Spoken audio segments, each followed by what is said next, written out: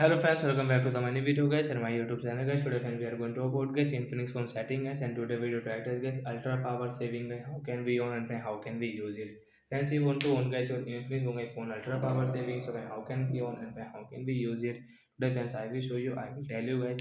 So first of all guys, go and subscribe the channel guys, click the bell icon, like the video. So friends, you will have to on guys your phone setting guys.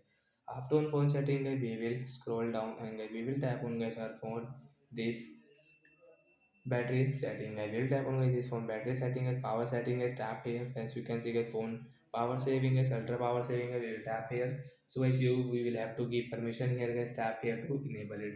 After enable this, automatically your screen will do like that, and we cannot use get this screen. This background setting is only guys. You can use phone, messages, calendar, and quiet option. So like the guys, we can use guys only this setting is you want to call, you want to messages and on calendar. So like the guys, you can on guys your ultra power saving and you can use it. So bye guys.